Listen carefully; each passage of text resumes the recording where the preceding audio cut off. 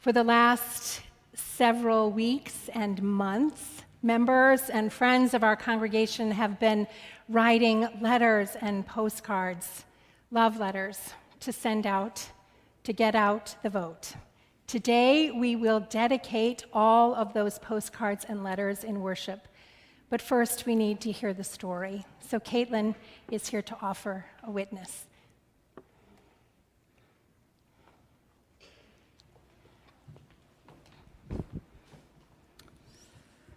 Good morning. Several months ago, when Laura Riamaki, Alan Norton, Linda, and I decided on the writing sequence for our Get Out the Vote effort, we circled today, Sunday, September 29th, as the final day, the day where we would bless the letters and finish the campaign. That was 22 weeks ago from when we started to when we've arrived. And so for those 22 weeks, this Sunday has loomed on my horizon as a destination that would eventually come, even if I couldn't actually see the details of the road.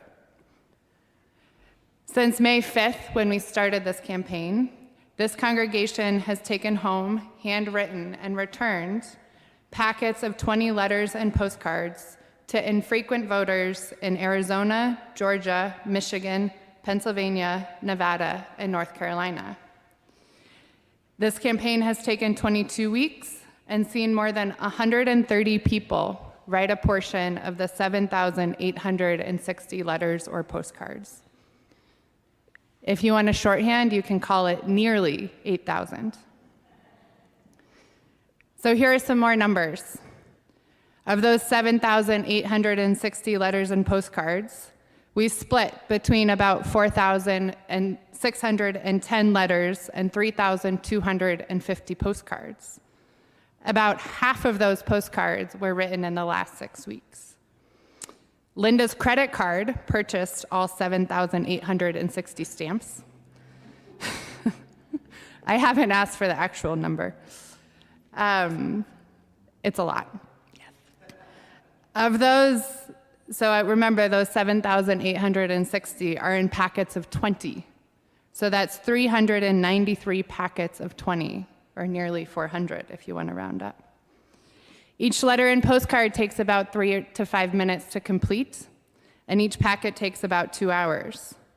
So as a congregation, we've spent, on average, 32,440 minutes writing requests to our fellow Americans to vote in November. That's about 800 hours. I like to think that that's 800 hours we did not spend passively reading the news about what will happen, but instead invested that time into trying to affect what will happen. 800 hours. You've all had working careers, so you all know that if you did that by yourself, that would be 20 full-time working weeks for each of you. I'm very confident that that puts this effort safely in the category of something that is only possible with a tremendous community investment behind it. When I'm done, we'll bring up all 7,000 plus letters, but first I want to show what that actually looked like. So I'm going to ask if you raise your hand if any of the following sentences applies to you. If you and or your family have written at least 5 packets of letters or postcards, so that's about 100. If you or your family have written at least 1 packet. If you've gotten roped into helping others somehow, put stamps, address envelopes, bring them back to church. If you've enlisted people outside the congregation in this effort, friends, cousins, grandchildren, coworkers. If you've contributed non-writing time or resources, so stamps, money, helped us man the table. If you found yourself mentioning this effort to people outside the congregation when they express their nerves about what's coming. Last one.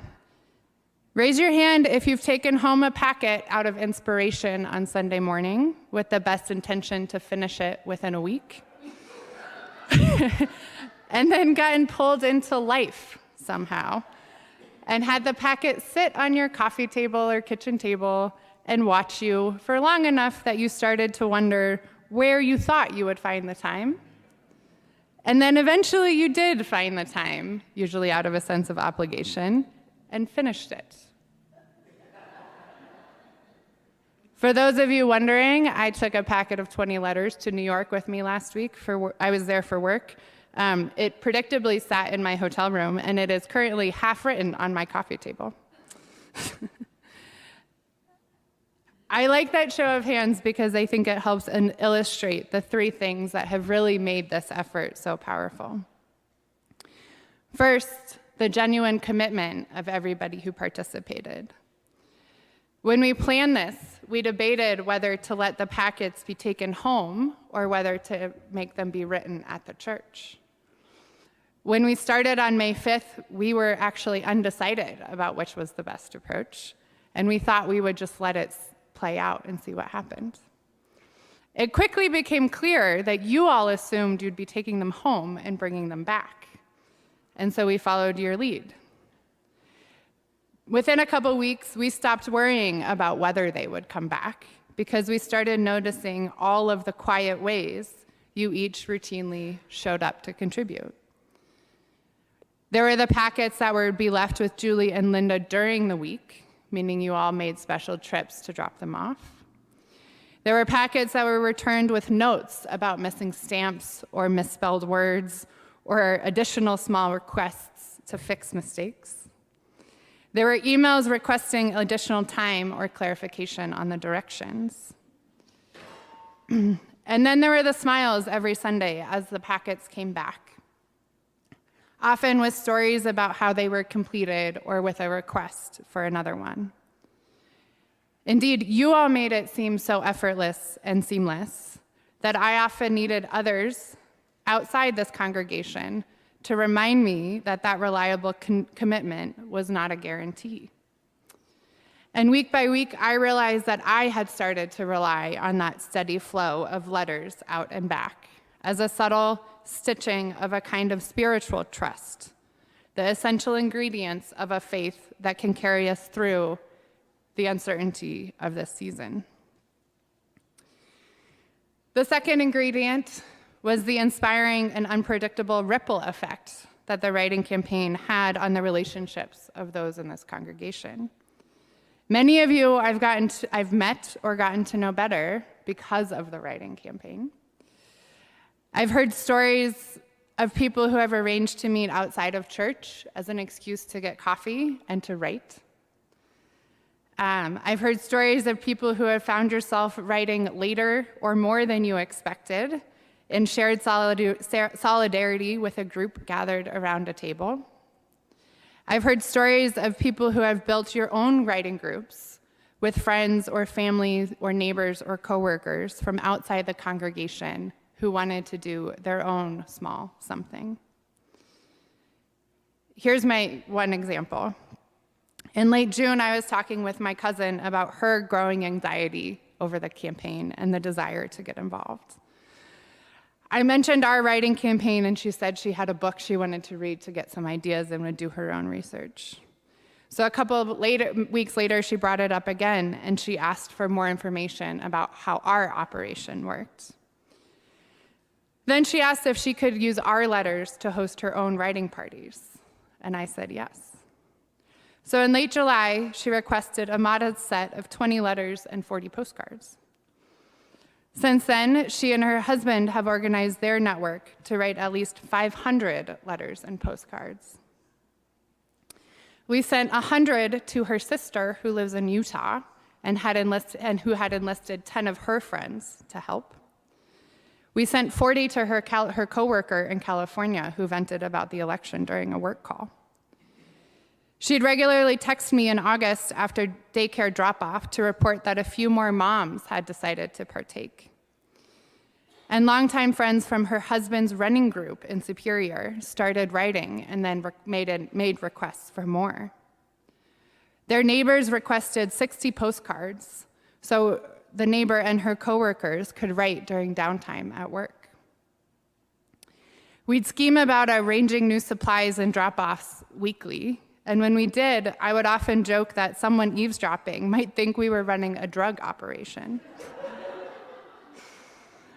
We did agree that we were both getting addicted to the hope and inspiration that comes from seeing so much commitment and solidarity to a cause we believed in. A couple weeks ago, she remarked on the truth that has really made this thrive. "I'm jealous," she said, "that your church is behind this. I wish mine would do something similar." This was an observation I've heard frequently from my friends and family this summer. Either jealousy from those whose churches did not and are unlikely to do something similar, or surprise from my friends who do not attend church and did not envision this as being something a church would do.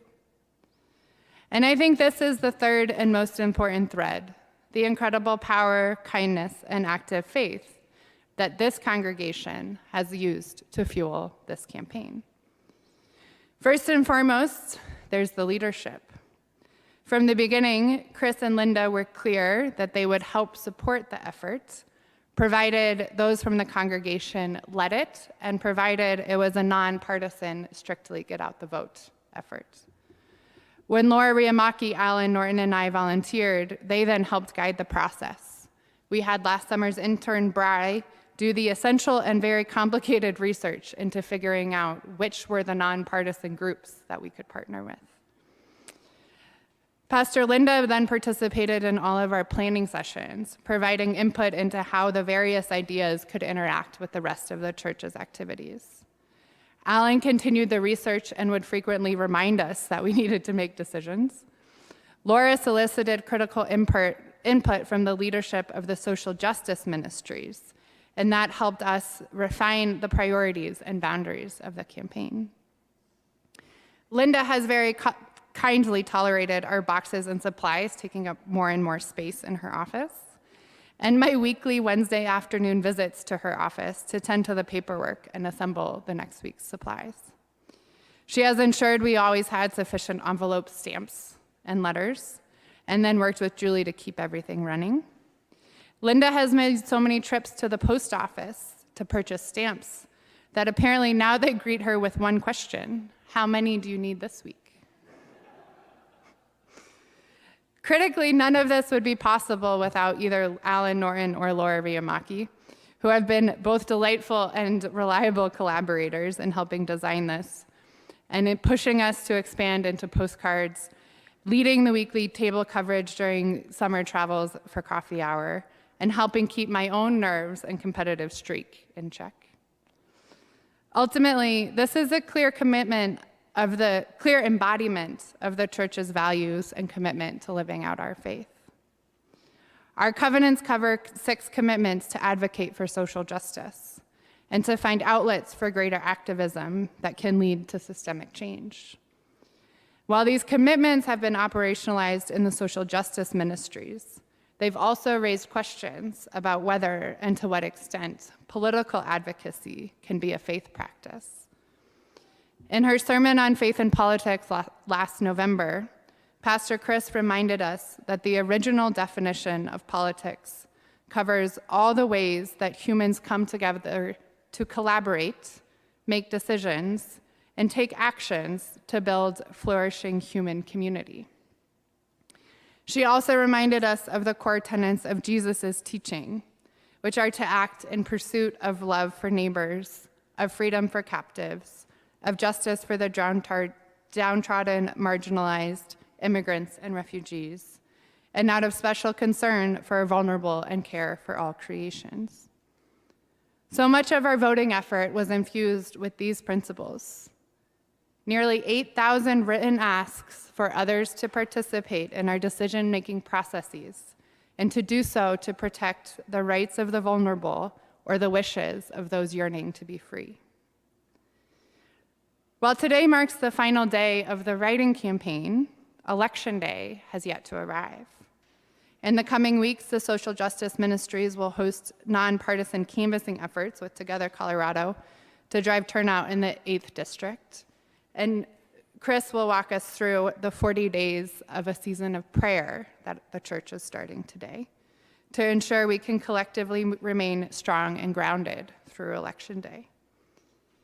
To me, the loving, humble, and committed ways you each contributed and participated to this campaign is a valuable reminder that the church's principles are cultivated and reinforced when we each contribute what we can to build a community that is fueled with much needed hope, comfort, and faith that brighter days are ahead. And that is what I've seen nearly every day of this campaign.